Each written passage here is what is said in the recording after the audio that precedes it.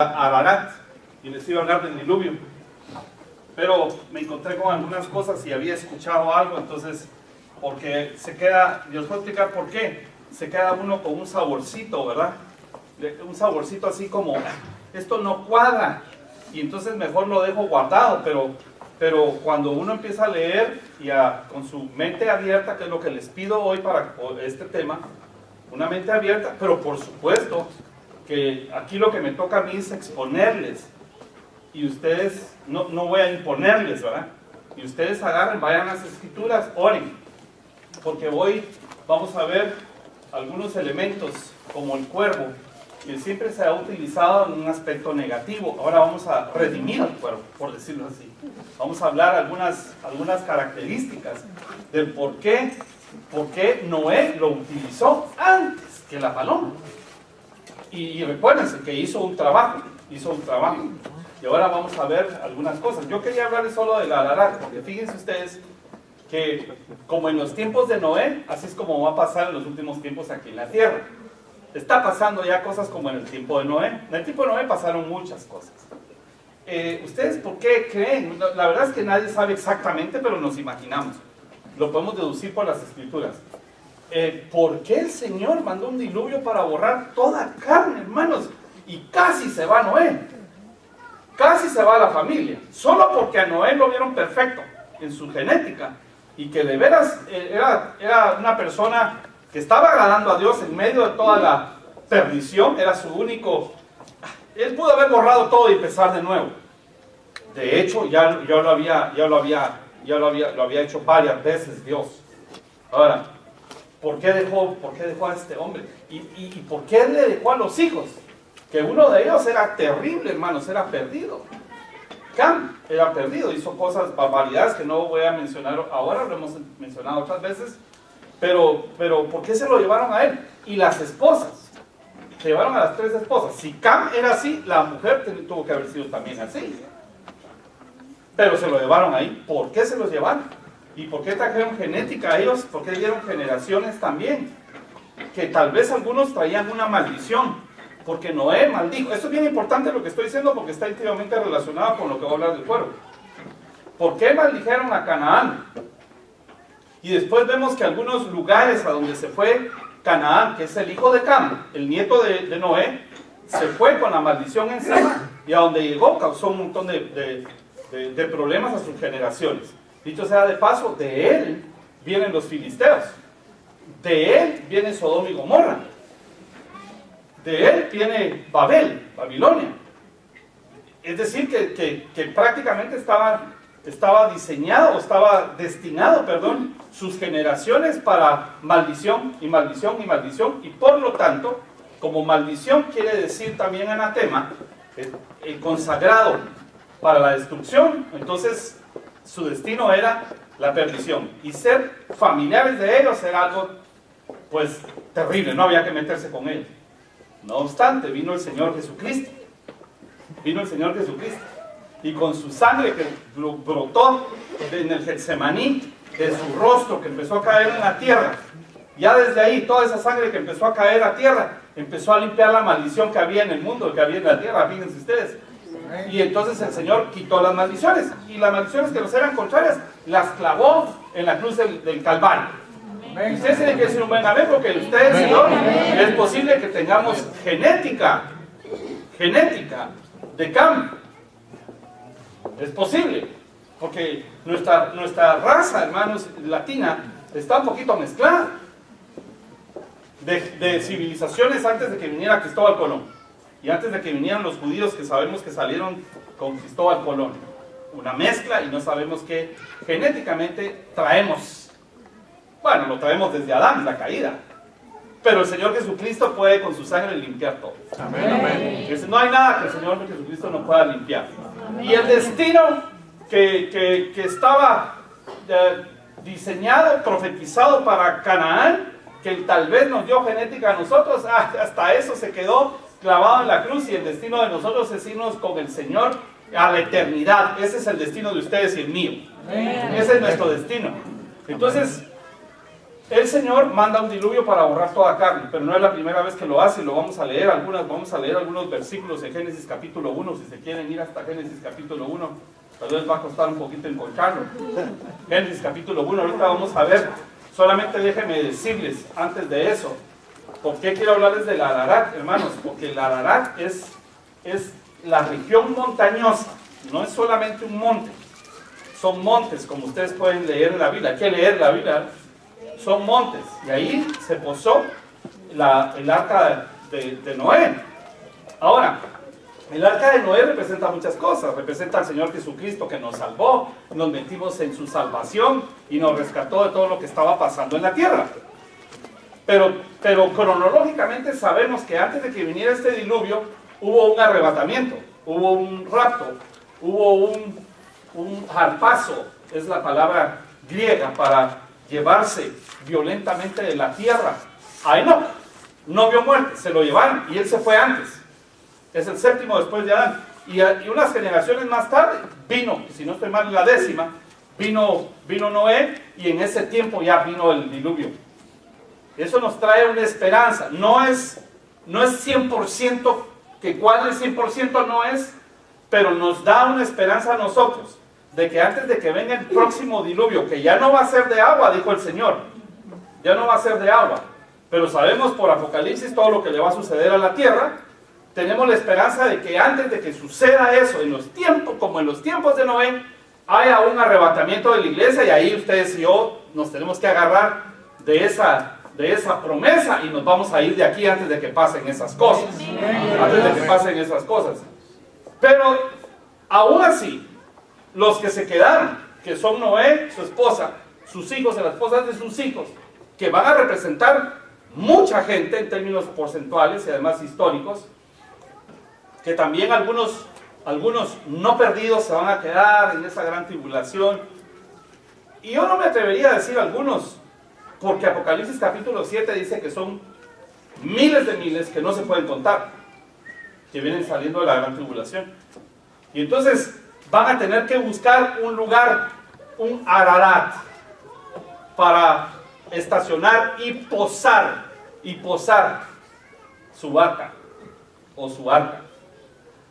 Ya vamos a ver qué significa Ararat. Pero yo no quiero predicarles solamente porque ustedes se podrían quedar en esa gran tribulación y tengan que buscar su Ararat.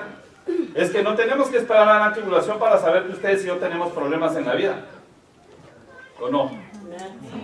Y que cuando nosotros sentimos que es el diluvio, es cuando nosotros tenemos que buscar dónde atracar, es decir, dónde posar y a dónde huir, a dónde nosotros nos vamos a refugiar, y tenemos que encontrar nuestro propio monte del Ararat. Amén. Amén. Eso es lo que quería decirles, pero me encontré con varias cosas. De entrada, no sé si voy a regresar a ese mapa, pero se los quería enseñar porque esta parte de aquí es Turquía. ¿Ustedes se recuerdan la capital de Turquía? ¿Recuerdan? No. Ankara. Bueno, no es examen de geografía, porque ya todos los países cambiaron y lo que nos enseñaron en la escuela ya no es igual. Además de eso, en la historia van cambiando las cosas, y les voy a decir por qué eso.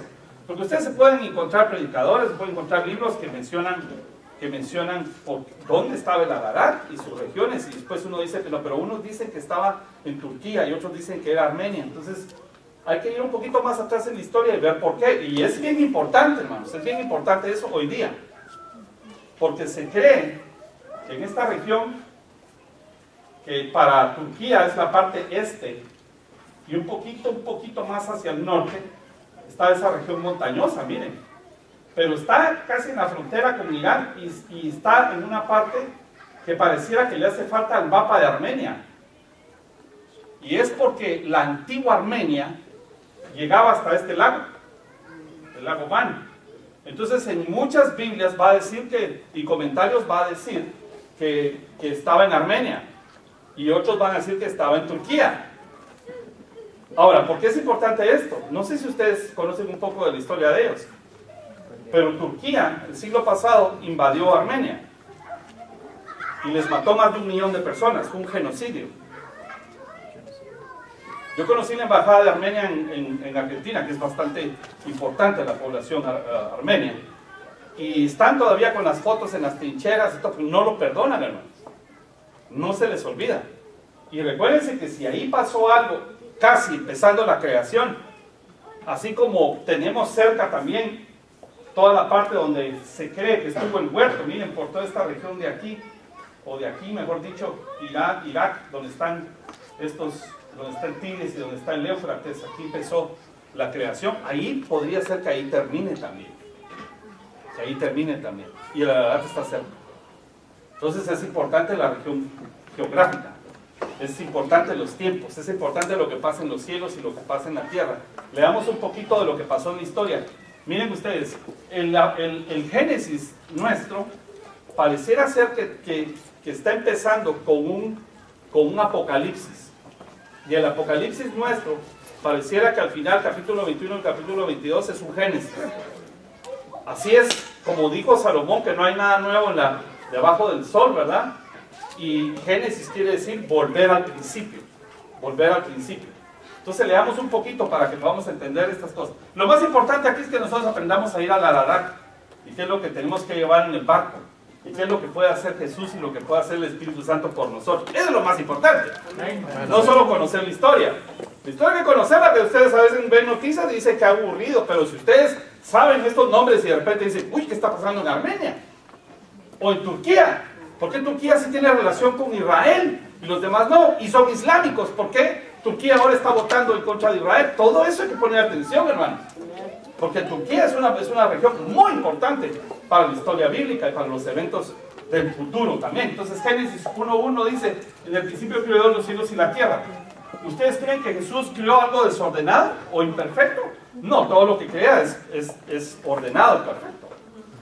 Amén. Es un creador, es Dios, hermanos. Si no, vean cuando los quieran a ustedes.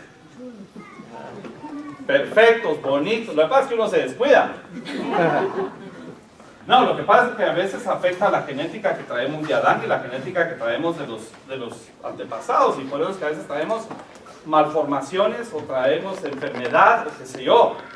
Entonces uno dice, pues si Dios va a crear todo perfecto, ¿por qué nací yo con este único pelo que tengo yo imperfecto? Ok, entonces, ¿cuál sería la pregunta? Bueno, Pedro dice que la sangre de Cristo nos limpia de la vana manera de vivir, heredar a nuestros padres. Es decir, los padres cometieron errores y eso puede de una vez hasta tocar la genética por las enfermedades que vienen después de tener pactos con los ambientes oscuros y además de eso por alejarse de Dios. El pecado de forma. El pecado de forma. Se los digo, el pecado de forma y enferma. Pero entonces Dios creó todo perfecto, ¿no es cierto? Ahora, ¿qué pasó entre el Génesis 1.1 y Génesis 1.2? Ahí has de haber pasado, no sé, miles, millones, yo no sé, de años. No tenemos el dato. Y hay algunos estudiosos, o mejor dicho, algunos predicadores que dicen, bueno, ¿para qué lo voy a estudiar si no dice nada? Bueno, yo creo que es importante, porque la Biblia dice que como en los tiempos de Noé, entonces yo no quiero saber todo. Porque yo la verdad es que yo sí me quiero ir con el Señor Jesús. Amén. Amén. No, pero dígame, aunque no me digan buen amén, pero sonrían. Va. Entonces ahora resulta que en el verso 2, la tierra está desordenada y está vacía. Y el Señor no hizo, cuando empieza a crear, hermanos, y por eso es que la ciencia está tan trabada, porque los pobres dicen, encontramos la molécula de Dios, porque ya descubrimos con esta explosión que el Big Bang es una teoría correcta, porque al atraer la explosión aparece la molécula primigenia de la vida. Entonces digo yo, sí, papadito, pero ¿quién creó eso? Porque ellos creen que antes era una bolsa de gas que explotó y entonces salieron todos los planetas a formarse y a girar. ¿Ustedes creen que por una explosión va a salir todo ordenado como está ahorita sin que se choque nadie? No, es casi imposible, hermanos. Ese orden que tiene el universo es impresionante, pero ya lo vimos anteriormente. Entonces, resulta que ahora está desordenada y vacía. Algunos dicen que este es un diluvio luzbeliano, que Luzbel, que él provocó todo esto, pero para mí, Luzbel no tiene la capacidad de inundar el mundo. No la tiene. Y no tiene la capacidad de juzgar al mundo. No la tiene. Es más, si ustedes ven los juicios de Apocalipsis, el diablo es juzgado. Y un solo ángel lo mete abajo. Creo que le hemos dado demasiada importancia al diablo. Y lo hemos hecho algo tan místico que cuando nos aparece algo parecido al diablo o algo que esté relacionado con el diablo, nos asusta. Peor si no oramos ese día. Hoy no oré, Señor, y no diezmé el fin de semana, me va la maldición del gato negro con la serpiente colorada. No, hermanos. Dios no es legalista que le debes una oración y por eso te va a caer, esperando que no ores para pegarte un palazo, así no es Dios. O que no diezmaste hoy y te va a poner, ahora sí te van a cobrar de más. Hombre, hermanos, Dios no es así. Dios, el diablo no tiene esa capacidad. Es Dios el que juzga lo que Él crió. Él juzga al diablo, pero juzga también hasta nosotros nos juzgó, salimos culpables y Jesús se apareció y pagó por nosotros y dijo, ahora los hago a ellos inocentes, yo me hago culpable. Aleluya. Ese es el poder de Dios. Entonces Dios ha traído esto porque la gente, hermanos, como en el tiempo, voy a atreverme a decir esto, del anterior Noé, que no sabemos qué estaban haciendo, cometieron saber qué cosas que el Señor trajo un diluvio. Pero miren esto, miren qué importante esto. Esto es bien importante para lo que vamos a ver hoy. Hoy les cuento que les imprimí el tema, porque yo no sé si esto es un estudio o es algo devocional, pero ustedes saben que cuando uno está haciendo un estudio, entra a una parte devocional, porque uno no puede dejar de entrar a las bellezas que Dios le está hablando a uno al corazón mientras uno estudia. Y al revés, cuando uno está estudiando o haciendo un devocional personal, algo me llama la atención y lo guardo o lo estudio. Entonces se los traigo porque lo que voy a decir hoy, yo no quisiera que alguien se vaya diciendo, yo oí que él dijo tal cosa y lo dijo a la mitad. No, aquí está. ¿Está bien? Amén. Gloria a Dios. Aunque tengo que editar eso me cae mal, pero es que una vez yo dije que Samuel le habló a Saúl y rapidito fueron a llamar a un hermano que tiene una radio aquí, a un pastor. Ustedes conocen. Pastor, anoche dijeron en el discipulado tal, que los muertos se levantan y le hablan a la gente. Yo casi le digo, pues hoy le vamos a mandar uno para que se asuste. Entonces, ¿saben qué pasa, hermanos? Que la gente a veces oye cosas y después va a quejarse con gente que no tiene nada que ver. Termina uno la gente viene a meter enemistad, ¿verdad? Y hasta se fueron de la iglesia. Bueno, después de esa lágrima que solté ahorita y del paréntesis, pues ahí traigo eso para que ustedes lo puedan leer despacito. Y además de eso no es solo por eso, es para que ustedes vayan a su casa, lean, estudien, oren y que Dios les hable. Pero analicemos esto. Verso 2, Génesis 1:2. Y la tierra estaba desordenada y vacía. ¿Pero qué había cuando estaba desordenada y vacía? Miren los elementos. Pongan atención a los elementos. ¿Qué había? Tinieblas. Muy importante. Apúntenle una vez tinieblas, oscuridad. Tinieblas, oscuridad. Y después de eso, dice, estaban sobre la faz del abismo y el Espíritu de Dios, quiere decir que habían tinieblas sobre el abismo y el Espíritu de Dios se movía sobre la faz de las aguas. Entonces, bien importante, hermanos, porque ¿quiénes se fueron en un abismo? ¿O quiénes estuvieron cerca de un abismo? Sabemos que el diablo. Y cuando decimos del diablo, lo relacionamos con las tinieblas. Pero ustedes recuérdense que el Señor Jesucristo, cuando murió, bajó y fue al Seol y se fue al abismo. Quiero que vayan hilando de una vez el punto. Tenemos tinieblas que están sobre el abismo y tenemos Espíritu de Dios sobre la faz de las aguas. Verso 3. Y dijo Dios, sea la luz. Solo quiero decirles algo.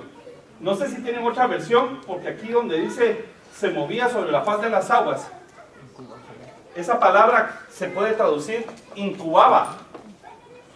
O sea que estaba incubando. ¿Saben qué es incubar, verdad? Es como pasa con los pollitos. Está el huevo y a veces hay que incubarlo. O la mamá gallina se siente en él para incubarlo, para que pueda nacer. Por eso algunos niños que nacen prematuros los meten en una incubadora. O incubadora, no me recuerdo cómo se dice. El tema es que hay que incubarlo al niño. Y entonces ahora el Espíritu de Dios está incubando. Por lo tanto va a dar a luz algo. Pongan atención a este versículo, hermanos, muy importante. Porque resulta que el Espíritu de Dios incubaba sobre la faz de la tierra. Y despuesito, inmediatamente después de eso, el verso 3 dice, y dijo Dios sea la luz, y la luz fue. Pero ¿quién es la luz del mundo? Es el Señor Jesús. Después fuimos nosotros, porque nosotros también somos lucitas, ¿verdad? Pero ahora resulta, fíjense bien, hermanos, está el Espíritu, están las tinieblas. Ya dijimos que el Señor Jesús también bajó al abismo. Después está el Espíritu Santo incubando, y de repente, en vez de tinieblas, aparece algo que se llama luz, y es el Señor Jesucristo. Amén. El Señor Jesucristo, por supuesto, que bajó y descendió al abismo, pero cuando resucitó le trajo verdaderamente luz a la humanidad, porque cuando resucitó fue cuando venció a la muerte y a las tinieblas. Amén. No obstante, Él tuvo que pasar por me tengo que adelantar, Él tuvo que pasar por las tinieblas, Él tuvo que pasar por la oscuridad, y de una vez les digo, Él se tuvo que meter todo el pecado que ustedes tenían, se lo puso encima, y lo oscuro de ustedes lo cubrió a Él, y por eso Él se hizo oscuridad. Aleluya. Antes de ser la luz del mundo, Él fue oscuridad. Aunque no digan amén, aunque les duela. Y les voy a decir algo. A veces esas cosas dicen, pero ¿por qué? No, pero es que es mi Jesucito, mi niño Jesús, no me lo trates así. No, hermanos, es que Él se hizo maldición.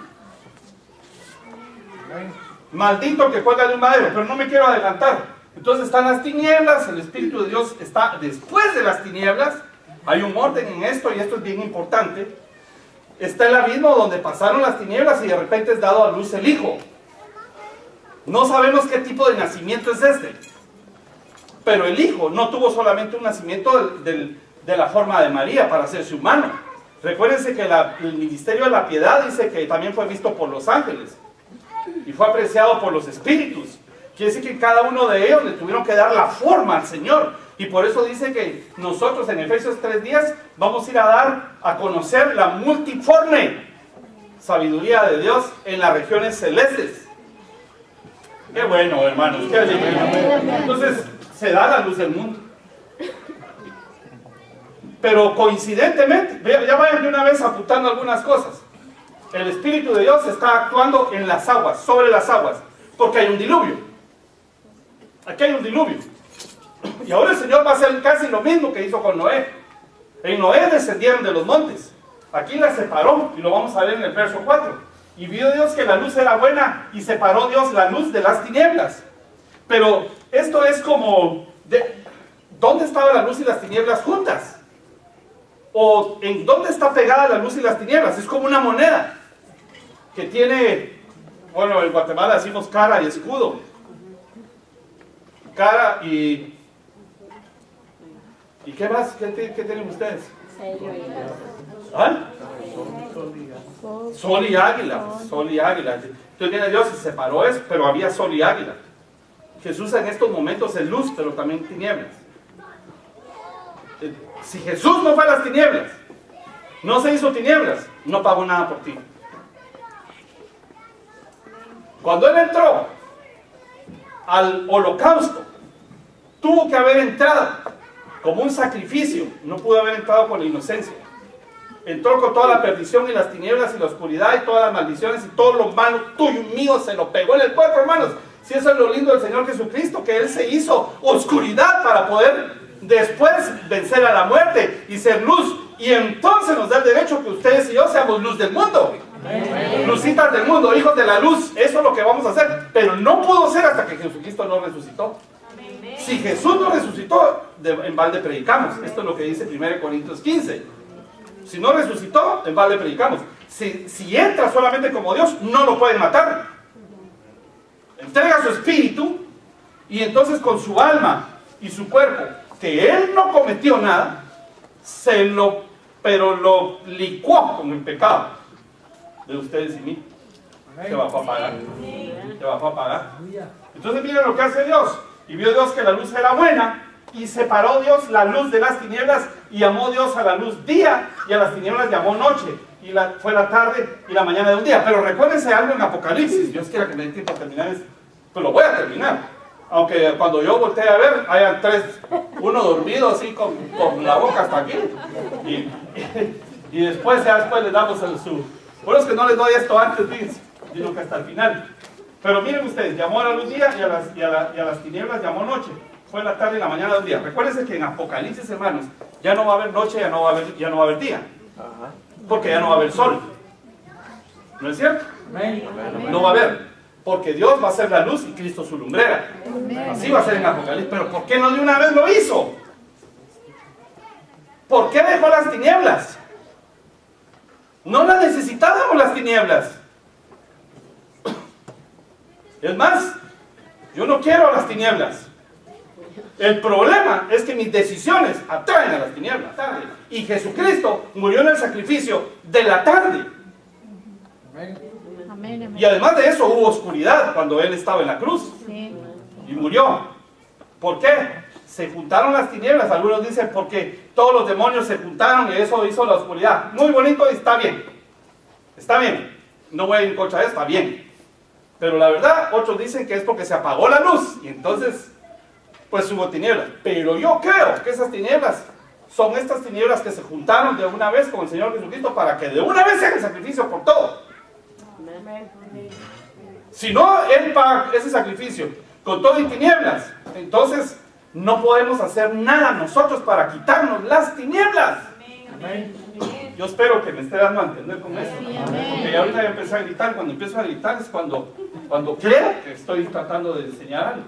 Bueno, entonces Génesis 1:6. Luego dijo Dios, hay expansión en medio de las aguas y separe las aguas de las aguas. Esto lo que está haciendo el Señor es casi lo que hicieron en el diluvio de Noé. Las aguas empezaron a descender, pero aquí pasa algo raro, porque cuando Noé, el diluvio de Noé, ya estaba el mar. Ya estaba el mar, pero aquí no. Pongan atención. Cuando pasó el diluvio de Noé, ya estaba el mar. Pero aquí es otra cosa, y me voy a atrever a decir algunas cosas. Hay expansión en medio de las aguas y separa las aguas de las aguas. Verso 7. E hizo Dios la expansión y separó las aguas que estaban debajo de la expansión y las aguas que estaban sobre la expansión. Esto quiere decir que son aguas arriba. Y fue así, es arriba. Porque después él explica que la expansión, no sé si lo tengo aquí, no, ya no lo tengo, pero ustedes lo pueden leer. Dice que la expansión, el Señor le llamó expansión a todo el cosmos. Entonces arriba del cosmos tiene que haber aguas que tuvieron que ver con ese diluvio. Y el Señor la separó. Más adelante dice que entonces llamó a lo seco tierra. Lean ahí, hermanos. Llamó a lo seco tierra. Y a lo de alaba, las aguas, ¿cómo las llamó? Si alguien me puede ayudar ahí, ya, pero están leyendo, ¿no? Ah, pero dígame, porque a lo mejor vamos a decir lo que no es. Eso sí quiero que me ayuden. ¿Verdad que no abrieron su Biblia en Génesis 1? Yo desgaleándome aquí. Entonces llamó a la tierra, a lo seco tierra, y a las aguas, ¿cómo las llamó? Mares, dice. ¿Ok? Entonces, los mares vienen de la separación de este diluvio. Ahora, si es agua, ¿por qué ahora es salada? Si este planeta tiene 3/4 partes de agua, como ustedes tienen 3/4 partes de agua, ¿por qué es salada? Yo creo que Dios le tiró una maldición al mar después. Así como la mujer de Lot, que cuando la volteó a ver, se hizo estatua de sal, al mar le cayó una maldición. Me atrevo a decirlo, porque después el mar entrega a los muertos y de todas maneras el mar lo van a desaparecer. Lo van a desaparecer, ya no va a haber mar. Entonces tanta agua para ponerla salada es porque también, entre paréntesis, es porque el hombre no agradece lo que Dios le da, hermanos. El agua era gratis. Si eso fuera dulce, ustedes y yo no tendríamos que estar pagando agua. Tal vez estuviéramos pagando a algún corrupto para que nos deje entrar al mar. Pero siempre habrá un lugar por donde entrar y tomar de esa agua. Los que naufragan, se mueren si toman esa agua. Desde ahí nacen los males de esa separación. Y entonces está la expansión de la tierra. Algunos creen que más adelante en el diluvio de Noé es cuando se arman los continentes que se separan. Que antes se cree que estaban unidos. Y si ustedes ven, no es una teoría tan bárbara. Porque si ustedes ven un mapamundi, casi todo concuerda con que todo estuvo pegado antes. Sabemos que cuando se une un pedazo de tierra a un continente, levanta una montaña. Las montañas son eso, ¿sabían? Cuando se pega parte de tierra, levanta. Y por eso cuando la India que se separa, ustedes pueden ver que ese pedazo estuvo de este lado, se pega a Asia.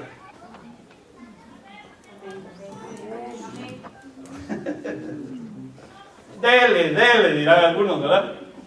Bueno, entonces solo déjenme que me pase ahora al diluvio de Noé. El diluvio de Noé también tiene algunas características. Uy, ya le estoy tirando el luzazo, perdonen. Esto es malo. Bueno, vamos a ir al diluvio de Noé. 8.1, Génesis 8.1. Y se acordó Dios de Noé. Aquí ya pasó el diluvio. Se acordó Dios de Noé y de todos los animales. Se acordó de Noé y se acordó también de todos los animales. Pero voy a decirles algo antes de que siga leyendo. Dentro de los animales que iban animales puros e iban animales inmundos. ¿Por qué? Porque Dios iba a hacer algo con los animales impuros también. Dios iba a hacer algo con los animales impuros más adelante. El cerdo es un animal impuro que más adelante lo limpió el Señor y le dijo a Pedro que comiera. Pero ahora el cerdo anda por ahí y la ciencia ahora está investigando y se conoce que el cerdo es el que más se parece a nosotros genéticamente. Es el que su DNA, su composición del ADN, es el más parecido al humano, más que el mono, que el mico, que el chimpancé, que el chango, veloz. Más que él. Se parece más a nosotros. Entonces, seguro que van a seguir estudiando para poder hacer trasplantes de corazón de cerdo a hombre. No se preocupen. Yo quisiera que me pusieran un cachete de esos. No, yo quisiera que me lo dieran, pero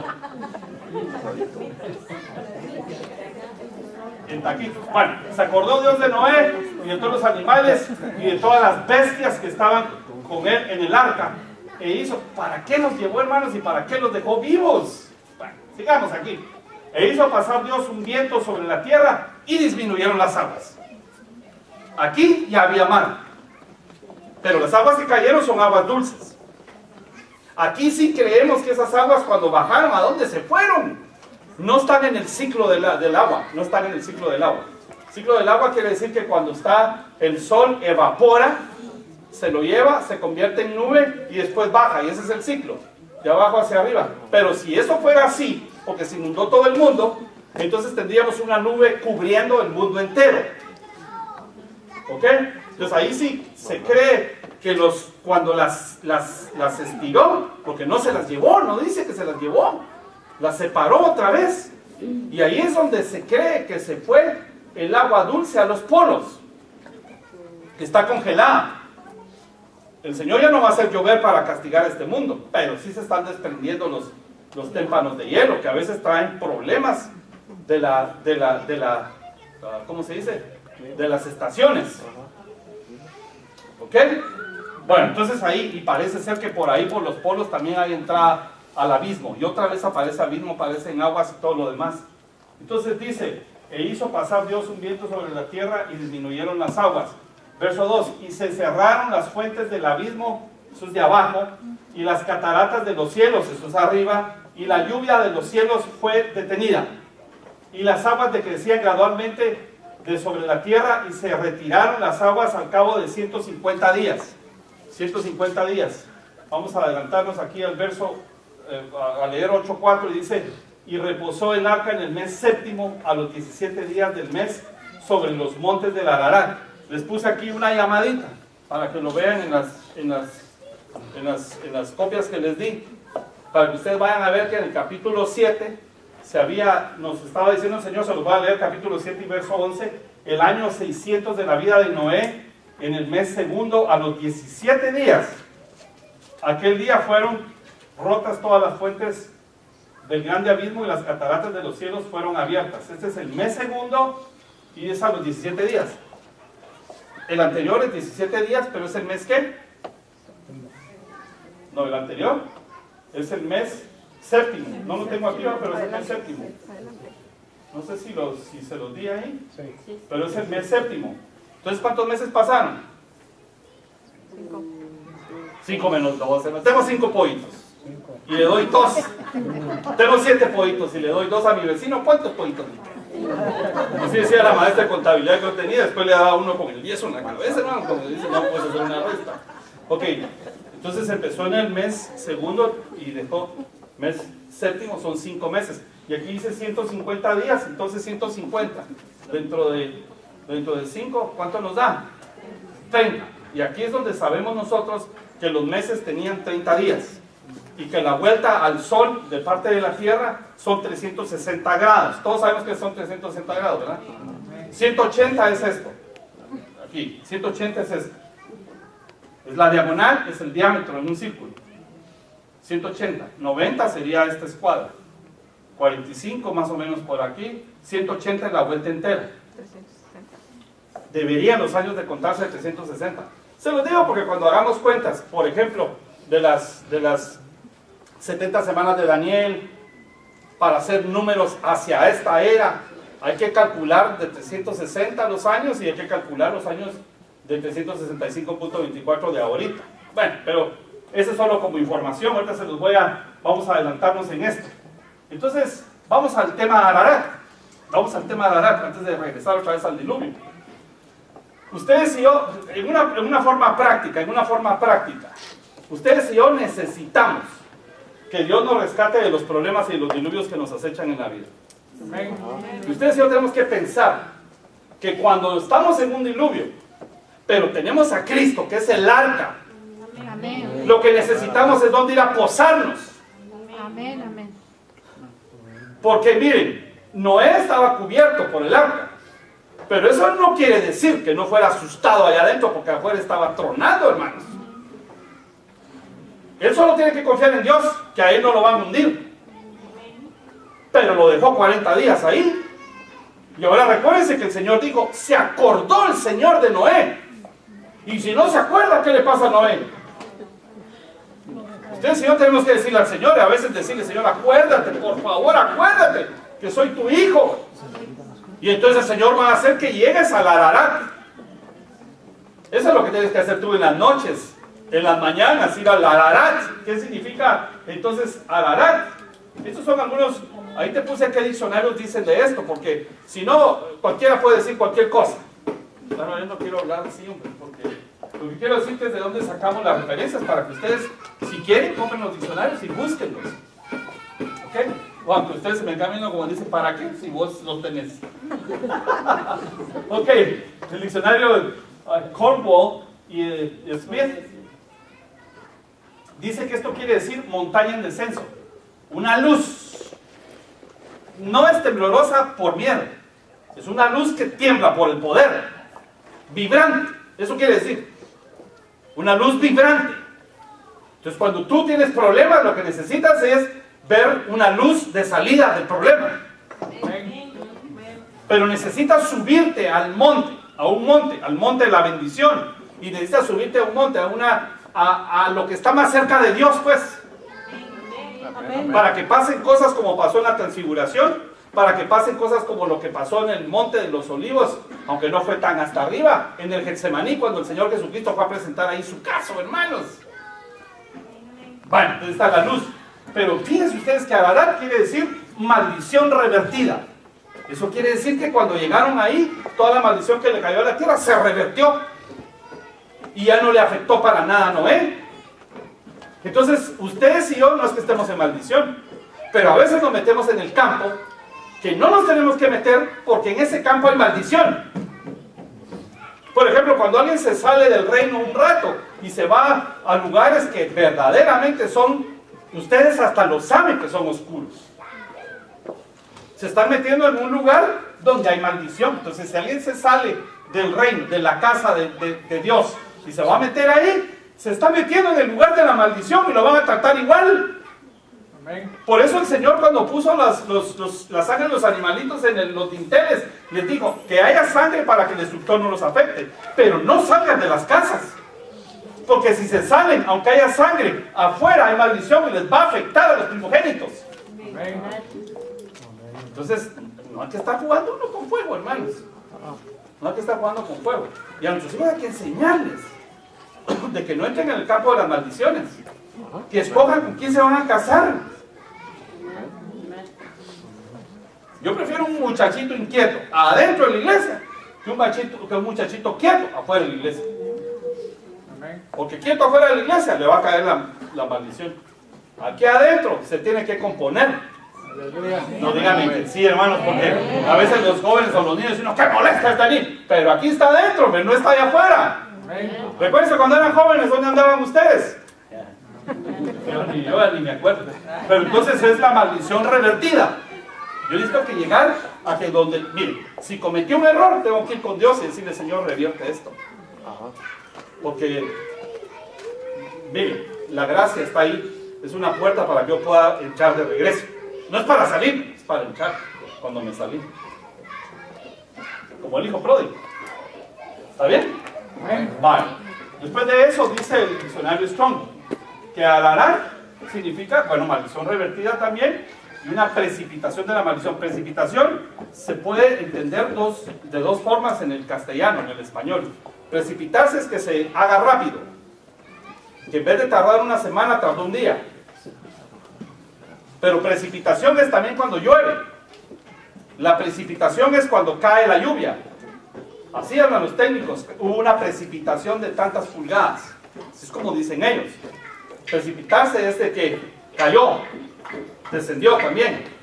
Entonces es la maldición que va a descender. Y aquí es donde este diccionario, cuando es un diccionario Strong grande, y que no todos los diccionarios Strong tienen tanta información, es que nos dice que era el Ararat en Armenia, cerca de estos ríos. Fíjense, el Van fue el que vimos ahí, un lago Van, y otros ríos que andaban por ahí que ya no los vimos. Bueno, sigamos aquí adelante. El diccionario Perspicacia dice esto, que el Ararat es un suelo santo. Suelo santo. Tierras altas.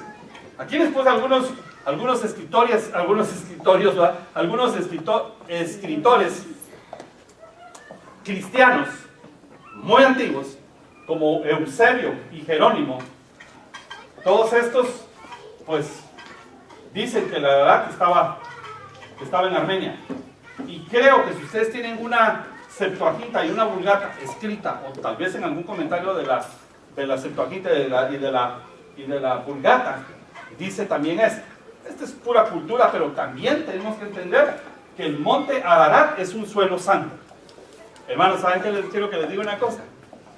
Yo sé que el Señor no está en cuatro paredes, pero lo más probable es que cuando nos reunimos a alabarle, esto se convierte en el suelo santo. ¿Por qué? Porque aquí están metidos los santos, arrepentidos todos. Pecadores tal vez, pero aquí están viendo cómo salimos, hermanos. Se convierte en lugar santo. Entonces yo les digo una cosa, la iglesia también es un Ararat, donde está el diluvio allá afuera y me vengo a meter. De hecho algunos así lo hacen, se lo está llevando el río allá afuera, vienen a la iglesia, solucionan y se borran. Y dice uno, ¿verdad? Ya, aquí te espero, si no que te espere otro colega por allá, pero ya vas a regresar cuando te empieza a llover otra vez. Aleluya.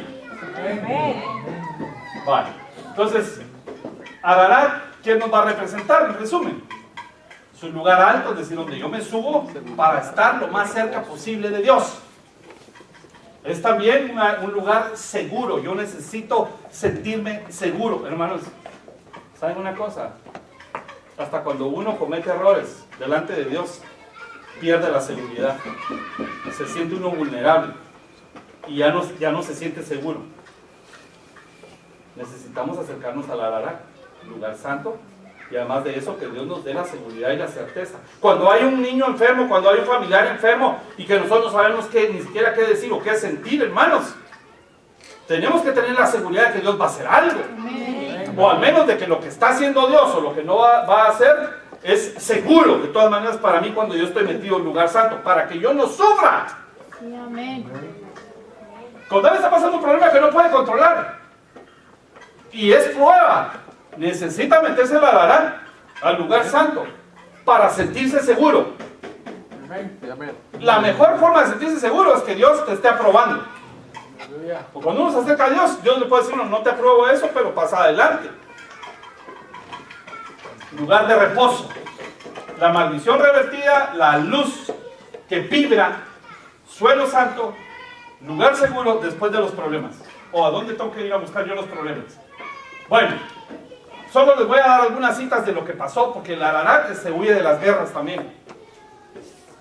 Cuando tú estás en problemas, miren hermanos, principalmente los matrimonios, están los problemas, los bombazos, hay algo que no sabemos qué está pasando, pero hay problemas. Todos sabemos cuando hay problemas, aunque no sepamos qué es.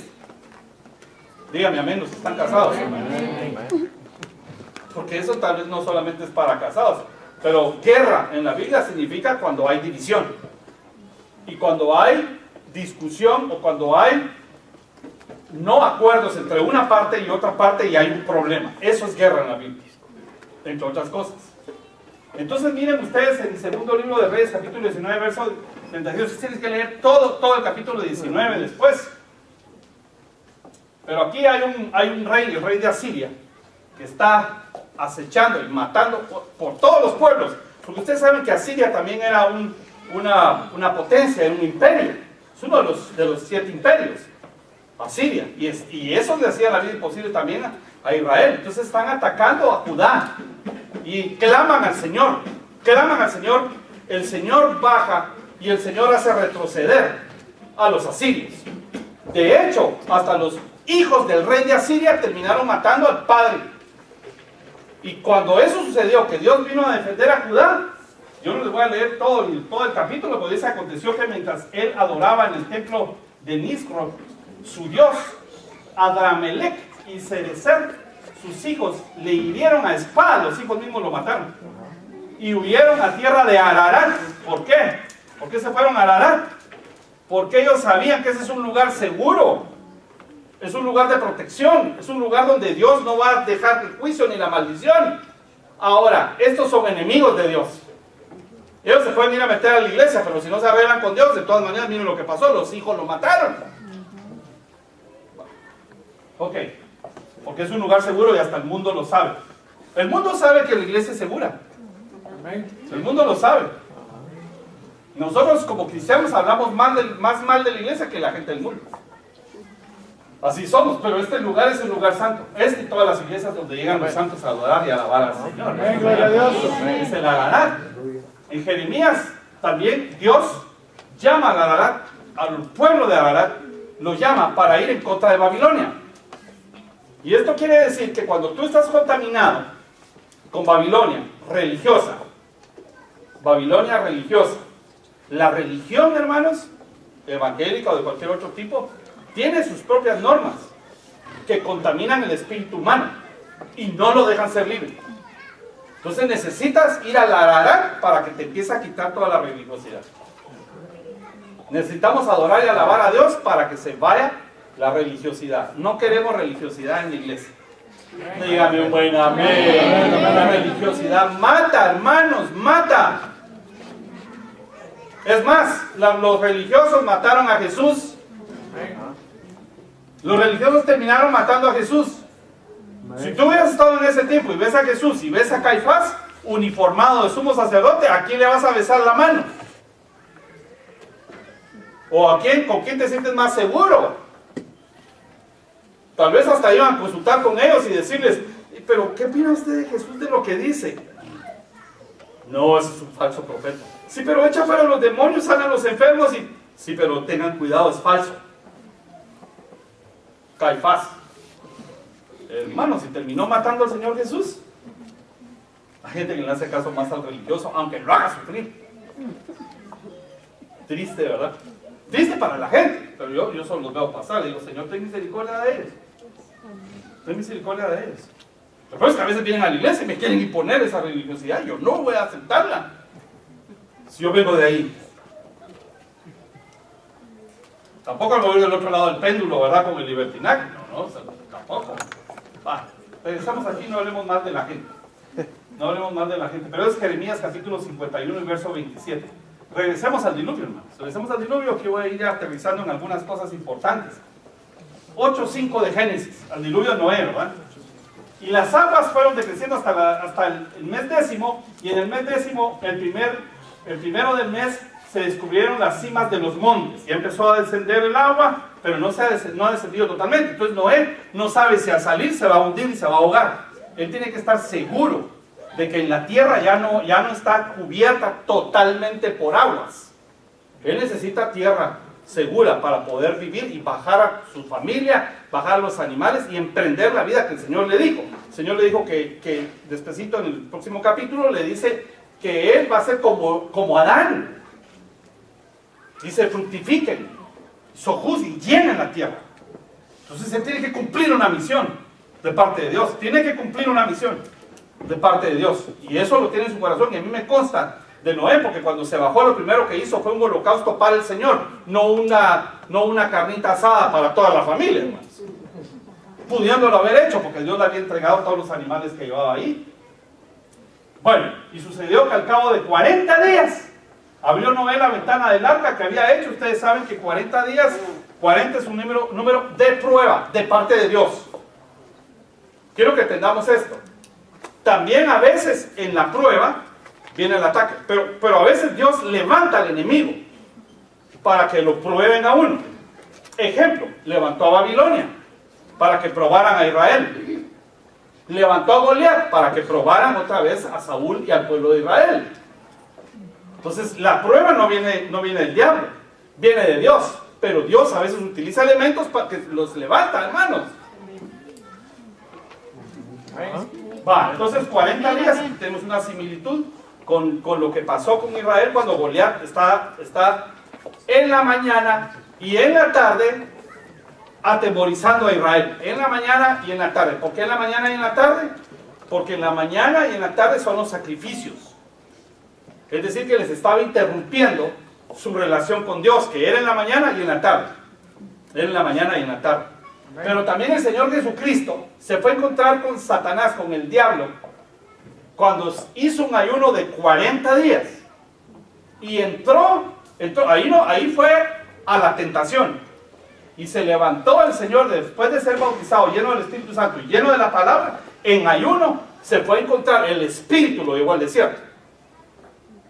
El mismo Espíritu lo llevó al desierto. En un ayuno de 40 días y 40 noches. El diablo lo tentaba, hermano, y se le fue por un tiempo. Pero otra vez 40 días. El Señor tuvo ahí su momento de batalla contra el diablo. Claro, sabemos que Él le sacó la espada y le sacó la palabra y se fue huyendo el diablo. Pero fueron varios días, hermanos. ¿Quiere decir que el Señor batalló con el diablo? No porque el Señor no pudiera. Es que es la humanidad de Cristo que peleó con Satanás. Amén. ¿Entienden el punto? Él pudo haber caído en la tentación y no cayó. Porque no se le fue a enfrentar como Dios. Se le fue a enfrentar con la posición de humano. Para enseñarnos el camino que ustedes y yo podemos vencer las tentaciones. Amén, amén. Bautizados en agua, llenos de la palabra, bautizados en el Espíritu. Podemos vencer las tentaciones. Ok, 40 días, 40 noches. Y aquí nos empieza a parecer como que si el 40 también el Señor Jesús está relacionado con Él. Está relacionado con Él. ¿Cuántos días se le apareció el Señor Jesús a los discípulos ya resucitado antes de irse? 40 días. Y aquí ya no es prueba para Él ni para los discípulos. Aquí es seguridad para los discípulos. Pero el Señor Jesucristo es en ese momento el dueño de los 40. 40 y 40 noches enseñándoles del reino de Dios. Esos 40 me están a mí apuntando a Cristo. Ya de entrada me está apuntando a Cristo. Ya vimos que las tinieblas me apuntan a Cristo. Y ahorita vamos a ver cómo. Y vamos a ver todas las citas bíblicas que podamos ver esto. Verso 6, sucedió que al cabo de 40 días abrió Noé la ventana del arca que había hecho. Verso 7. Y aquí quería llegar. Entonces, ¿qué hizo el Señor cuando abrió la ventana? Miren el orden y miren los elementos. Agarra un animal impuro, que es el cuervo. Por cierto, bueno, agarra un cuervo y dice, envió un cuervo, el cual salió y estuvo yendo y volviendo hasta que las aguas se secaron sobre la tierra. ¿Qué estuvo haciendo el cuervo? O sea que no solo lo mandó y regresó. Iba y venía, iba y venía. Ahorita vamos a ir a ver algunas citas bíblicas. Solo déjenme que les diga algo más así rapidito, antes de que entremos a eso. Verso 8. Envió también de sí una paloma. ¿Qué envió primero? El cuervo. Y después mandó la paloma. Este orden tenía que ser, este orden sí tiene que ser ese el orden. Tiene que ser el orden. Bueno, entonces envió una paloma. Recuérdense que el Espíritu de Dios se movía sobre las aguas. el Espíritu de Dios descendió sobre el Señor Jesucristo en forma de paloma. Quiere decir que el Espíritu Santo está representado en esa paloma. Pero la paloma salió después del cuervo. Y ustedes y yo sabemos que el Señor Jesucristo, que el Espíritu Santo no puede venir a bautizarnos si primero no viene Cristo. No se puede cumplir la fiesta de Pentecostés si no hubo fiesta de la Pascua. Esa es la cronología. Primero Jesús y después el Espíritu Santo. Entonces aquí empezamos a ver que el cuervo me está apuntando otra vez al Señor Jesús, que fue enviado a la tierra. Noé en este momento va a ser la figura del Padre. Y el cuervo es Jesús, que envió primero. Iba y venía, iba y venía. Ahora el Señor Jesús en el Antiguo Testamento aparece como el ángel de Jehová. Pero dice Miqueas capítulo 5 y verso 2. Espero tenerlo aquí rapidito. Padre amado, dame. Ya, ustedes sí tienen ojo. Miqueas 5:2 dice: pero tú, Belén Efrata, pequeña, para estar entre las familias de Judá, porque de Judá viene Cristo, ¿no es cierto? De ti me saldrá el que será Señor de Israel, y sus salidas son desde el principio, desde los días de la eternidad. Y Génesis 8:7 dice: envió un cuervo, el cual salió y estuvo yendo y viniendo, por el Señor Jesucristo. Entonces ese cuervo representa al Señor Jesús, que antes de venir a salvarnos estuvo yendo y viniendo, yendo y viniendo. Se parecía como el ángel de Jehová, hacía un tipo de cristofanías, pero en una forma distinta. El cuervo representa a Cristo. El cuervo representa a Cristo. Y la paloma representa al Espíritu Santo. Yo sé que es duro, porque fíjense ustedes que el cuervo es un animal inmundo. Y el cuervo, además de eso, es un animal que casi lo usan para las películas donde hay brujas. Solo el color ya no nos gusta. Ay, pero yo les voy a enseñar algunas cosas de los cuervos. Para empezar, yo les voy a decir, usted me va a decir: ¿pero qué tratas hacia Jesús? Porque Jesús quiso agarrar tu pecado y pintarse de negro, de tinieblas, para pagar por ti y por mí. Si no se lleva tu pecado al lago de fuego, no lo quema ahí, hermanos. Se hizo tinieblas, se hizo oscuridad. Recuerden que las tinieblas estaban antes que el Espíritu sobre la faz de la tierra, y después se hizo la luz. Quiere decir que hasta antes, póngame atención en esto, porque alguien puede decir: estás tratando mal al Señor Jesús. Antes de que el Señor fuera verdaderamente la luz del mundo, que se levantó como antorcha cuando resucitó y venció a la muerte, antes de eso es la cruz, es el Getsemaní, es todo el proceso del castigo de Jesús. Y nosotros a veces hasta lástima nos da, hermanos, decimos: es que el sufrimiento de Jesús, no, se llevó el pecado y fue a sufrir más de lo que tú crees. Aquí podemos hacer el play y tratar de golpear al Jesús, y que mientras más duro le damos, más crítico es y más emocionante. Pero Jesús no sufrió solamente ahí. Jesús se fue y bajó al abismo, bajó a las profundidades y se fue al lago de fuego a pagar por ti y por mí. Amén, gloria a Dios. Era el cuervo. Era el cuervo que tenía que morir, tenía que llevar su posición de cuervo para dejarlo muerto, y entonces pudiera venir la paloma. Se tuvo que hacer cuervo, pues, para destruir la oscuridad y las tinieblas. Es que tú y yo ya no deberíamos de tener tinieblas. Pero como se me quedan viendo un poquito, voy a regresar para darles un poquito de por qué el cuervo sí está representando al Señor Jesús. Bueno, cuervo, vamos a ver qué quiere decir cuervo. Cuervo le decía a mi amigo de allá donde yo crecí. Y como en ese tiempo estaban aquellos jugadores de fútbol, Beckenbauer y todo eso, le decíamos Beckenbauer. Ok. El cuervo. El diccionario Strong dice que es la palabra oreb en el hebreo, en el Antiguo Testamento. Y esto quiere decir ser negro, es color negro, oscuro. Eso quiere decir que no solamente es el tema del animal impuro, es lo que representa tinieblas, oscuridad, todo lo que es negro. Y se le dice así, y en el griego, en el Nuevo Testamento, que después vamos a ver una cita en Lucas capítulo 12, si no estoy mal, la palabra es córax. Y esta palabra es, ¿ustedes saben que es una onomatopeya o no? No me maltrate, van a decir ustedes. ¿Hicieron alguna vez un diccionario, un crucigrama donde dice la onomatopeya de tal cosa? ¿No? Ok, entonces lo que dice esta traducción es que la onomatopeya del nombre córax para cuervo es el graznido. Graznido es el ruido que hace el cuervo. Es el ronquido que hace el cuervo cuando canta.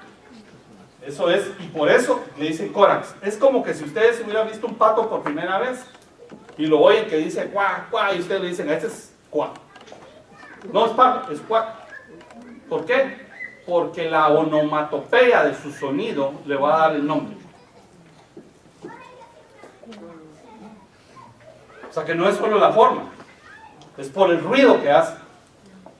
Y la onomatopeya del Antiguo Testamento sería el color. Diccionario Strong dice en la palabra oreb que también hay otra palabra que está bien parecida que dice areb, que está relacionada, aunque no es la raíz, pero está relacionada. Perdone que les esté dando como que fuera estudio, pero si ustedes tienen que ir apuntando después a su casa, van a ir a desmenuzar todo lo que estamos hablando ahorita. Pero esta palabra que está relacionada, lo que quiere decir es noche, o anochecer, o ponerse oscuro. Y esta palabra se utiliza en Éxodo capítulo 30, verso 8. Oscuridad, oscuro. Cuando ya anocheció, eso quiere decir córex. Eso quiere decir, perdón, areb. ¿Ok? Entonces el cuervo, hermanos, nos está diciendo que es la noche, que es al anochecer, que es oscuro. Todavía estamos aquí, ¿no? Amén, amén, amén. ¿Lo dejamos para otro día o lo seguimos? Ana, contésteme esa, por favor, porque si no, sigo yo aquí con 3 o 4.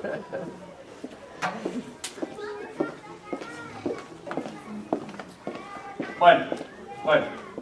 Entonces el cuervo es figura de Cristo. La paloma es figura del Espíritu Santo. El cuervo sale del arca, va y viene, como estuvo el Señor Jesucristo. La paloma estuvo yendo y viniendo, como en el Antiguo Testamento, pero un día la paloma se quedó. En el diluvio, la paloma ya no volvió. ¿Por qué? Primero porque no tenía dónde asentar el pie. ¿Por qué no podía asentar el pie? No, pero en el términos del Espíritu Santo, ¿por qué no podía quedarse conmigo? Porque no tenía Cristo. Cristo es el receptor. Ninguno puede recibir el Espíritu Santo si no primero acepta a Cristo. Y hay gente en el mundo allá afuera que quiere los poderes del Espíritu Santo y no quiere aceptar a Cristo. Y lo peor es que la gente a veces le cree y se va a ir con ellos, hermanos. Entonces no tiene dónde sentar. ¿Por qué? Porque no ha salido el cuervo. Y un día, después de los viajes del cuervo, la paloma encontró dónde asentar sus pies y se quedó. El Espíritu Santo bajó en Pentecostés y se quedó con nosotros. Amén. Jesús regresó al arca, al cielo, con Noé, que es el Padre. Dígame, una buena risa, deme, aunque sea, hombre. Si vamos acá adelante, Miqueas 5:2 dice entonces que Él es el que va y viene, ya lo vimos. Pero Levítico 11:13 nos dice que este animal es inmundo. Dice, de las aves, estas tendréis por abominación. Todo cuervo, me salto del 13, ¿verdad? Al 15. Dice, todo cuervo según su especie. Y ahí dice que el avestruz y otros animales, pero el cuervo entonces es un animal inmundo. En Deuteronomio 21:23 dice, no dejarás que su cuerpo pase la noche sobre el madero. ¿De quién están hablando? Del Señor Jesucristo. Sin falta lo enterrarás el mismo día, porque maldito por Dios es el colgado. Y no contaminarás la tierra que Jehová tu Dios te da por heredad. No contaminarás la tierra. ¿Cómo así que Jesús va a contaminar la tierra? Porque aquí están hablando de Jesús, ¿sí o no? El que colgó de un madero. No puede contaminar la tierra. Es más, los religiosos dijeron, bájenos de ahí porque ya viene el sábado. Es contaminante, no se puede. Pero ya habían matado al Señor, hermanos. Entonces, lo oscuro, la parte cuervo del Señor, es la maldición que se tiró encima por ti y por mí para colgar del madero. Amén, gloria a Dios. Amén. Bueno, sigamos adelante. Cantar de los Cantares, capítulo 5, verso 10, ustedes saben que es Cantar de los Cantares. Es la relación esposo-esposa, pero también es la relación de Cristo y la iglesia. Y miren cómo lo describe la amada, la iglesia. Dice, mi amado, es decir, Jesús, es blanco y rubio, señalado entre 10,000. Se salta al 10 y ahora le va a dar otra descripción. Su cabello como oro finísimo y sus cabellos crespos, negros como el cuervo. ¿De quién están hablando? Del amado del Señor Jesús. Amén. Ya me lo empezaron a comparar con el cuervo. Hermanos, ustedes no le van a decir a su esposa que lindo tu pelo, pareces cuervo.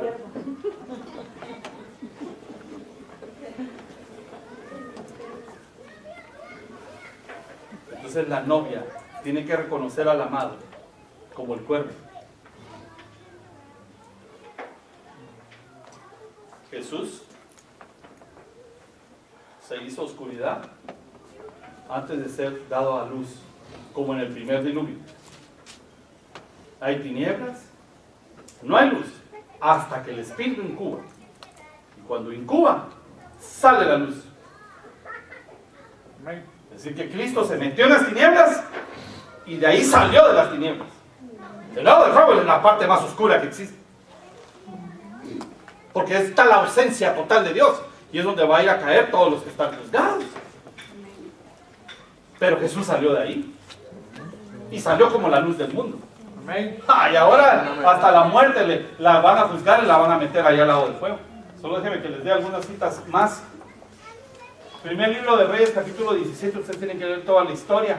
Tengo que correr con esto. Pero 17:1 dice: entonces Elías Tisbita, que era de los moradores de Galaad, dijo a Acab: vive Jehová de Israel, en cuya presencia estoy, que no habrá lluvia ni rocío en estos años, sino por mi palabra.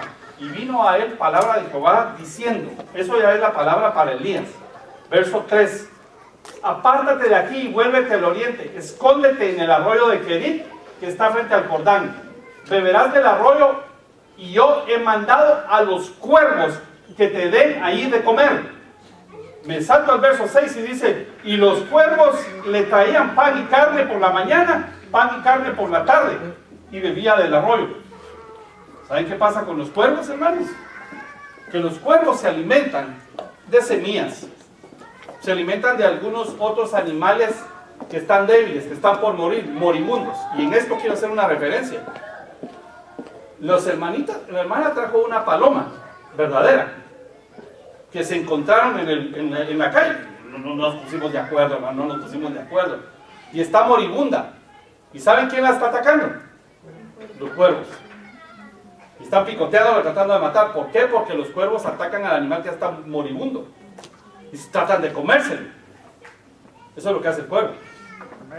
Y el principal alimento del cuervo es la carroña. Es la carne de animales muertos. Que suena crudo y suena fuerte, pero ese es alimento del cuervo. Lástima que no trajimos a los cuervos, solo trajimos esa palomita que está allá guardada, pero la estamos restaurando. Pero los cuervos tienen grandes capacidades, hermanos. Agarran los animales de la carroña y empiezan a esconderlos y guardarlos en las hendiduras de la roca, en las grietas, ahí lo guardan. O debajo de las hojas cubiertas. Pero la guardan ahí. Y esa es una de las razones por las que seguramente Dios usó el cuervo. Porque el cuervo es capaz de agarrar carne que le sobra y la guarda como que si tuviera una alacena. Y por eso es que le estuvo dando de comer a Elías por varios tiempos. ¿Y qué dice la Biblia? ¿A qué hora se le daba eso? Le daba por la mañana, miren, le daba pan y carne por la tarde, por la mañana y por la tarde. ¿Por qué por la mañana y por la tarde? Porque en la mañana se hacía el sacrificio de los animalitos. Y en la tarde también. Jesús es el Cordero de Dios que quita el pecado del mundo. Amén. Es todos los animalitos representados en el sacrificio de la mañana y en el sacrificio de la noche. ¿Y quién lleva el sacrificio ahí? El cuervo. Amén. Cristo. Amén. Que le está llevando a Elías, hermanos, el alimento de día y de noche, si lo quieren ver en forma práctica, es el Señor Jesús el que se preocupa de que tú tengas alimento en la vida, alimento espiritual con su palabra. Es más, Él dijo, yo soy el pan de vida, pero también dijo otra cosa, pan, otra vez el pan como que le dieron a Elías, pero también dijo, el que no come de mi carne, bebe de mi sangre, come de mi carne. Y ahí fue cuando lo empezaron a abandonar, dijeron, este es un caníbal. Fue cuando el Señor se volteó y dijo, ¿ustedes me quieren abandonar también? Ya todos andaban viendo, ahora sí está raro. Se quiere comerse su carne, hermanos. Ese es el cuervo que le trae carne a Elías, al profeta. El Señor Jesús siempre te va a traer el alimento espiritual. Amén, amén. Siempre te va a traer de Él algo para que te alimente el espíritu. Y también la parte material. Él es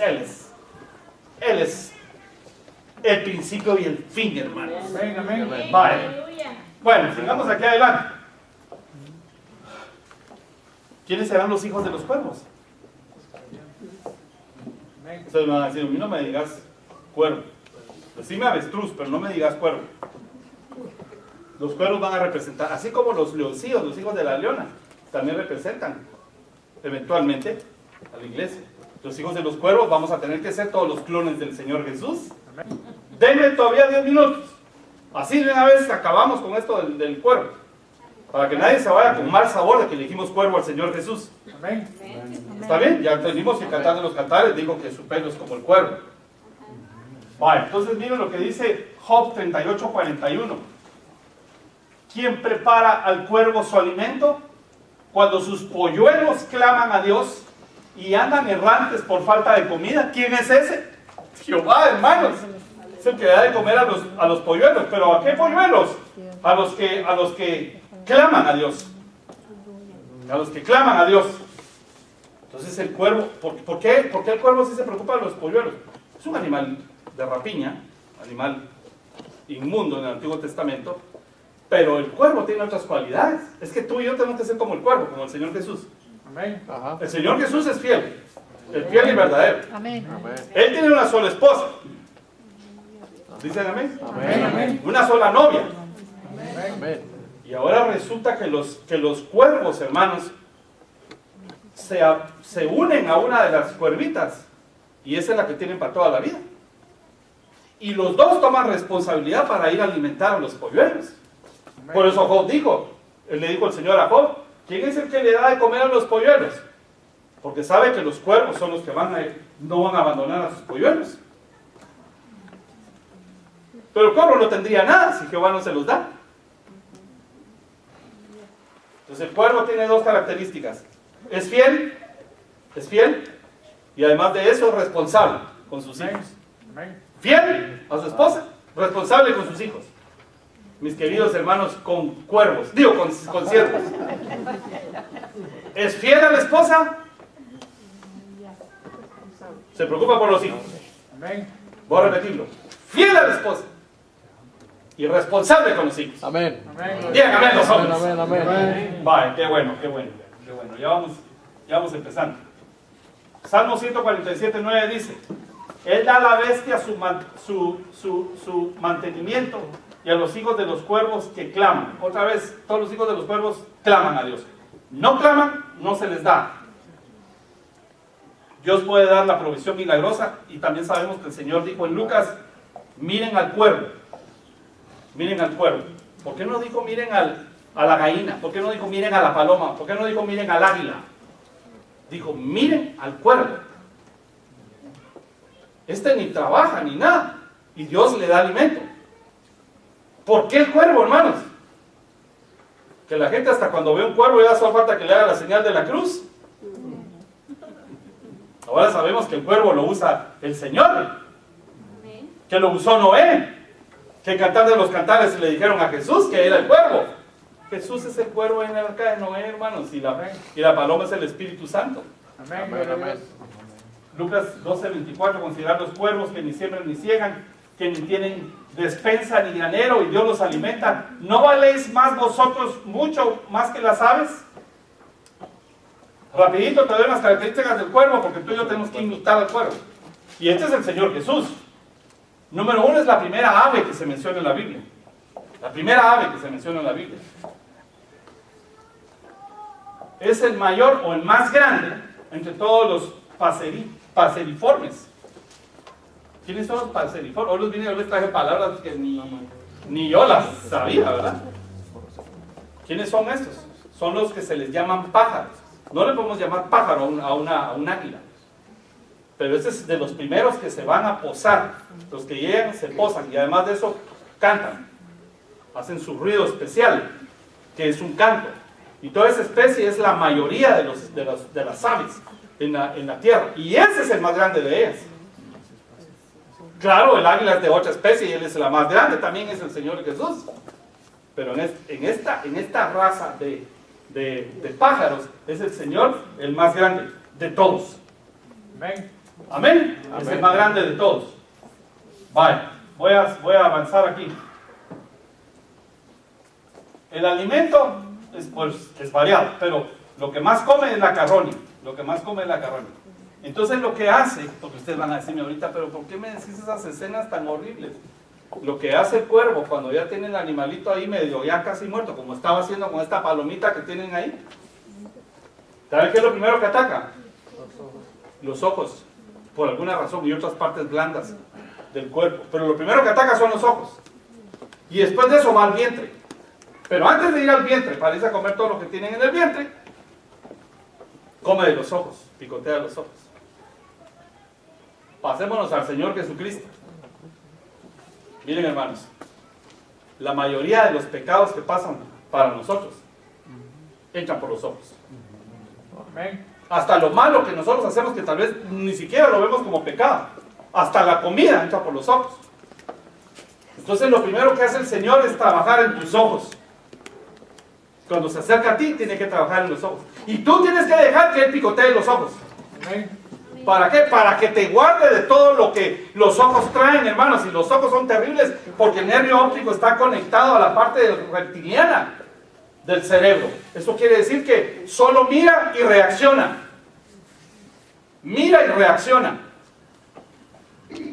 El humano, hombre o mujer, más el hombre, pero hombre y mujer, mira y como con billones de conexiones cerebrales, trillones para ser exacto, por segundo, que pueden hacer cualquier cosa con los ojos. Puede ver y de una vez está pensando, saber qué está pensando, ya proyectó hasta el futuro, ya. Entonces hay que dejar que el Señor trabaje con los ojos. ¿Por qué? Porque si tu ojo es bueno, tu cuerpo será lleno de luz. Aleluya. Porque el ojo es la ventana del cuerpo. Entonces, para que mi cuerpo sea lleno de luz, porque después de las tinieblas viene la luz, yo necesito que trabaje Él en mis ojos. Amén. Y después de eso, que trabaje en mi vientre. ¿Cuál será el vientre, hermano? Todas las entrañas, y las entrañas, ahí es donde habitan la misericordia. Por eso el Señor dice que hay unos que tienen entrañas de misericordia, que hay que tener entrañas de misericordia.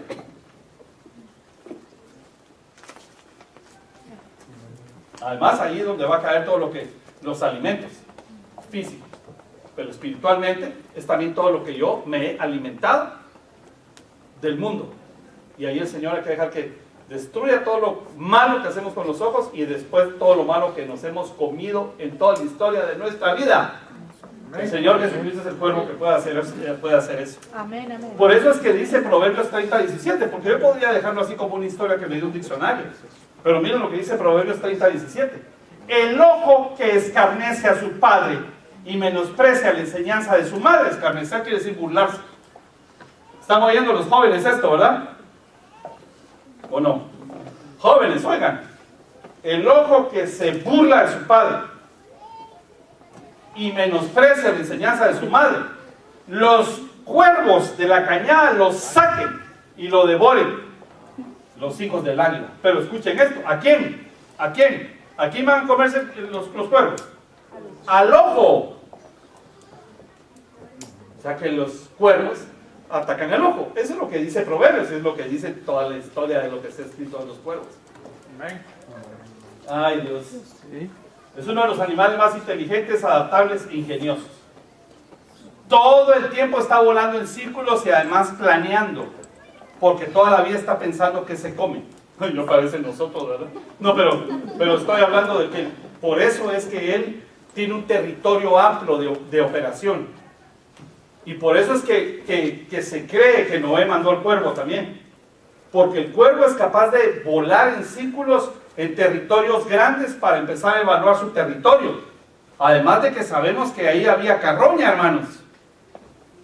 Y Noé debe haber pensado que me trae un pedacito si ya está todo seco, porque come carroña para ver qué es lo que está ya muerto.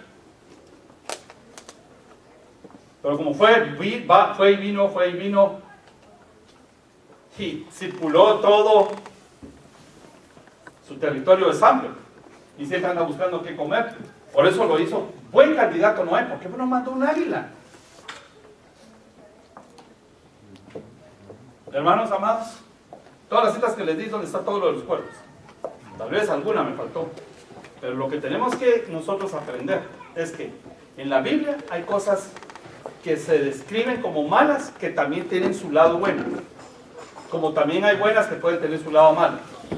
Otro ejemplo es la serpiente. La serpiente es el diablo. ¿No es cierto? Así le dicen, la serpiente antigua, diablo, Satanás o dragón, de la serpiente. Pero ustedes se recordarán que Moisés levantó la serpiente en el desierto y que la serpiente sanaba al que la miraba por la fe. Pero en el Nuevo Testamento se dice que el Señor Jesús, así como fue levantada la serpiente en el desierto, así fue levantado Él. Y dice que Él también fue serpiente para sanar a las naciones.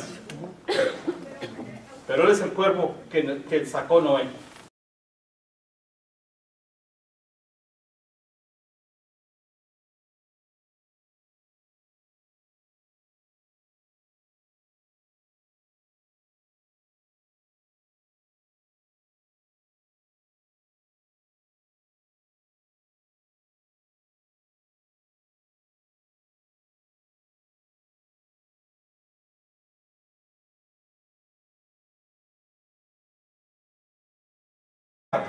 ¿Ustedes creen que Jesús creó algo desordenado o imperfecto? No, todo lo que crea es ordenado y perfecto. Amén. Es un creador, es Dios, hermanos. Si no, vean cuando los quieran a ustedes. Perfectos, bonitos. Lo que pasa es que uno se descuida. No, lo que pasa es que a veces afecta la genética que traemos de Adán y la genética que traemos de los antepasados. Y por eso es que a veces traemos malformaciones o traemos enfermedad o qué sé yo. Entonces uno dice, pues si Dios va a crear todo perfecto, ¿por qué nací yo con este único pelo que tengo yo imperfecto? Ok, entonces, ¿cuál sería la pregunta? Bueno, Pedro dice que la sangre de Cristo nos limpia de la vana manera de vivir, heredar a nuestros padres. Es decir, los padres cometieron errores y eso puede de una vez hasta tocar la genética por las enfermedades que vienen después de tener pactos con los ambientes oscuros y además de eso por alejarse de Dios. El pecado deforma. El pecado deforma. Se los digo, el pecado deforma y enferma. Pero entonces Dios creó todo perfecto, ¿no es cierto? Ahora, ¿qué pasó entre Génesis 1.1 y Génesis 1.2? Ahí es de haber pasado, no sé, miles, millones, yo no sé, de años. No tenemos el dato. Y hay algunos estudiosos, o mejor dicho, algunos predicadores que dicen, bueno, ¿para qué lo voy a estudiar si no dice nada?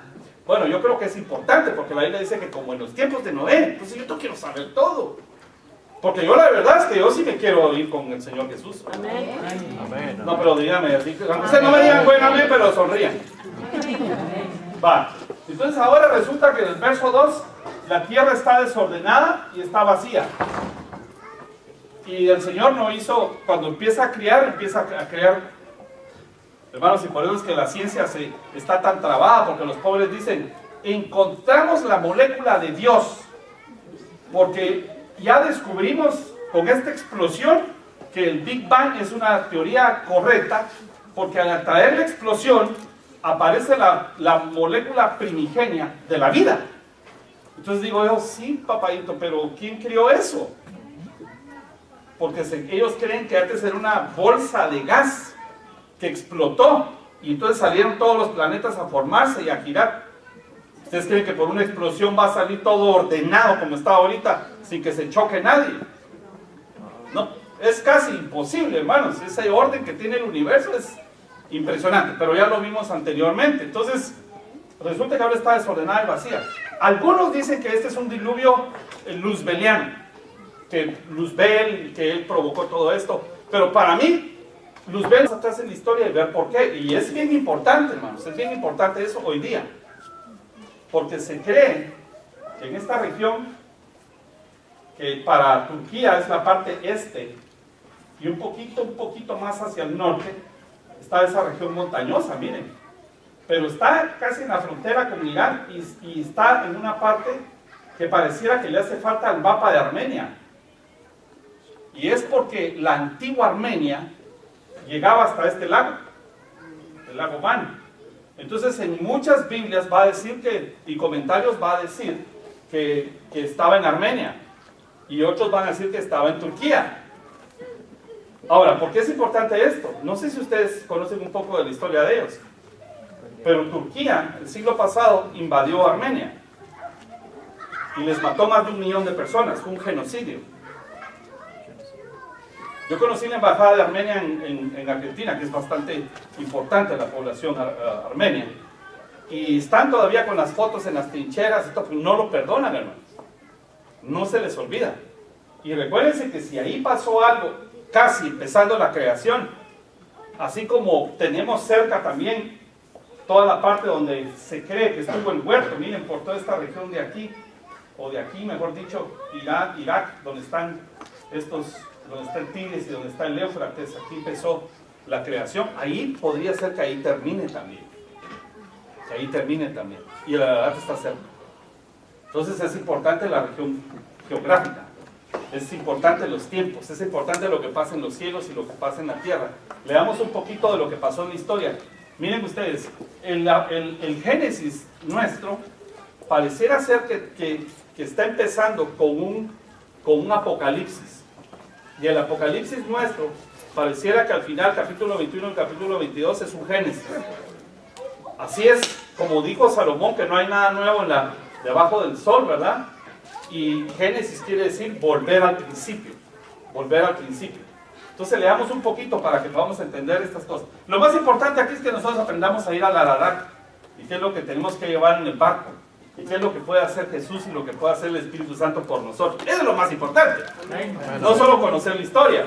La historia hay que conocerla, que ustedes a veces ven noticias y dicen que aburrido. Pero si ustedes saben estos nombres y de repente dicen, uy, ¿qué está pasando en Armenia? O en Turquía.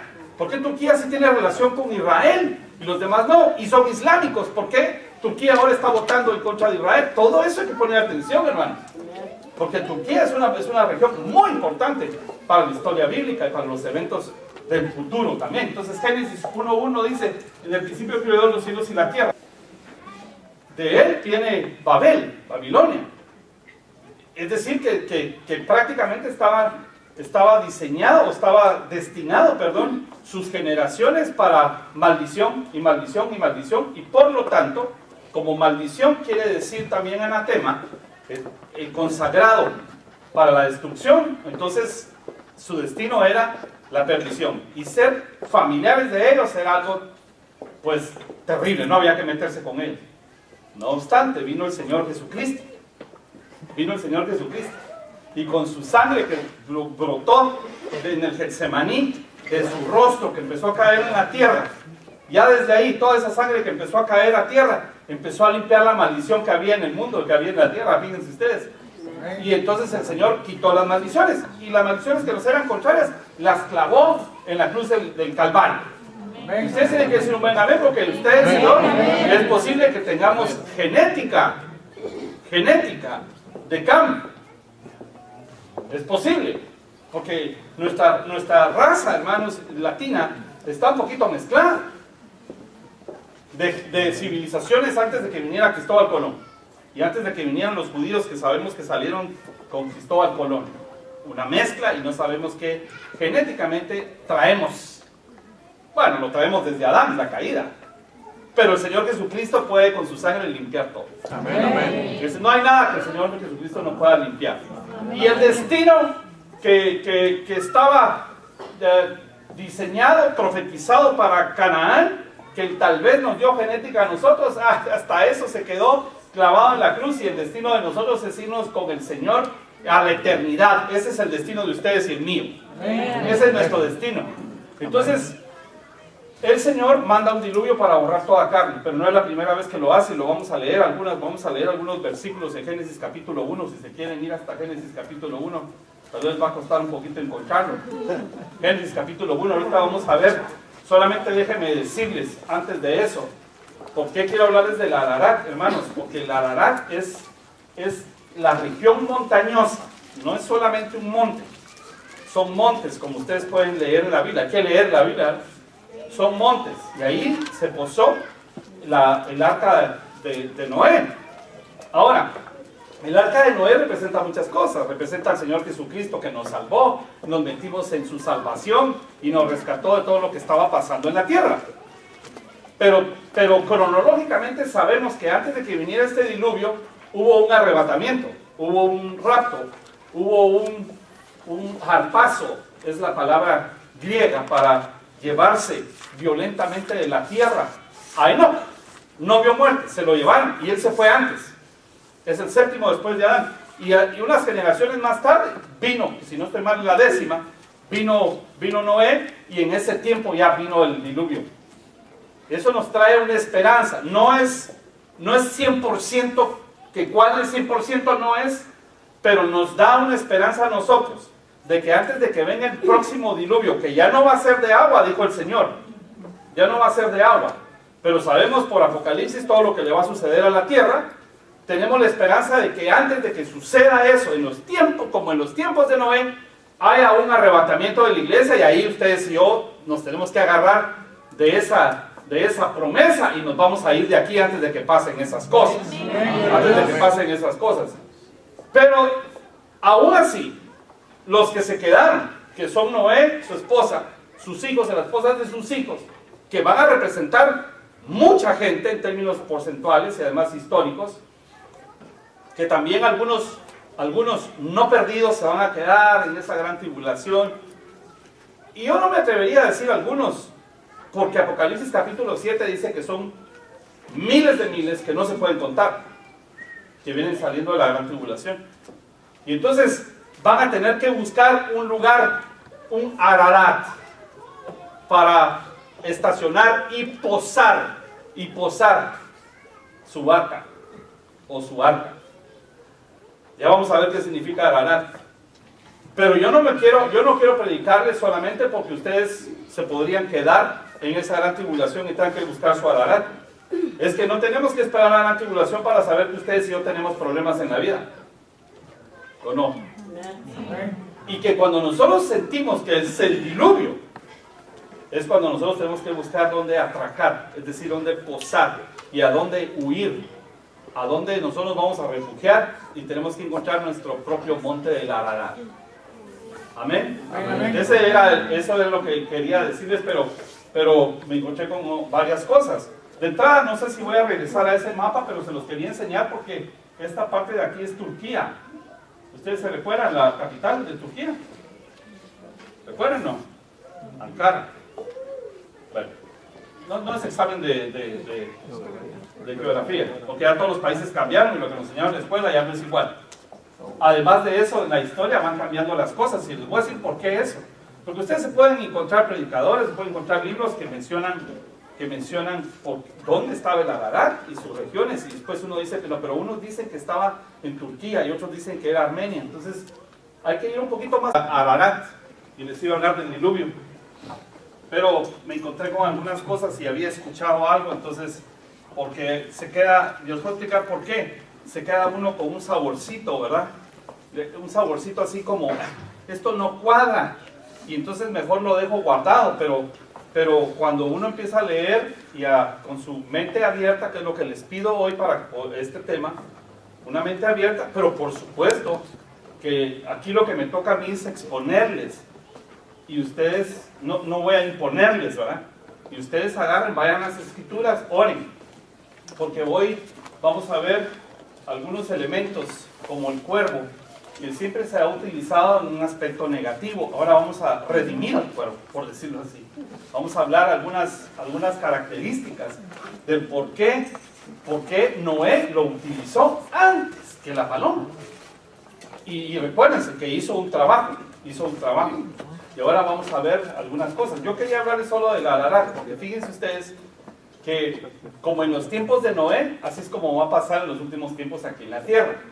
Está pasando ya cosas como en el tiempo de Noé. En el tiempo de Noé pasaron muchas cosas. ¿Ustedes por qué creen? La verdad es que nadie sabe exactamente, pero nos imaginamos. Lo podemos deducir por las escrituras.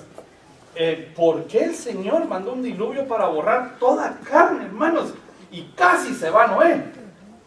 Casi se va la familia. Solo porque a Noé lo vieron perfecto en su genética. Y que de veras era una persona que estaba agradando a Dios en medio de toda la perdición. Era su único... Él pudo haber borrado todo y empezar de nuevo. De hecho, ya lo había hecho varias veces Dios. Ahora, ¿por qué dejó a este hombre? ¿Y por qué le dejó a los hijos? Que uno de ellos era terrible, hermanos, era perdido. Cam era perdido, hizo cosas, barbaridades que no voy a mencionar ahora, lo hemos mencionado otras veces. Pero ¿por qué se lo llevaron a él? Y las esposas. Se llevaron a las 3 esposas. Si Cam era así, la mujer tuvo que haber sido también así. Pero se lo llevaron ahí. ¿Por qué se los llevaron? ¿Y por qué trajeron genética a ellos? ¿Por qué dieron generaciones también? Que tal vez algunos traían una maldición. Porque Noé maldijo. Esto es bien importante lo que estoy diciendo porque está íntimamente relacionado con lo que voy a hablar del cuervo. ¿Por qué maldijeron a Canaán? Y después vemos que algunos lugares a donde se fue Canaán, que es el hijo de Cam, el nieto de Noé, se fue con la maldición encima y a donde llegó causó un montón de problemas a sus generaciones. Dicho sea de paso, de él vienen los filisteos, de él viene Sodoma y Gomorra.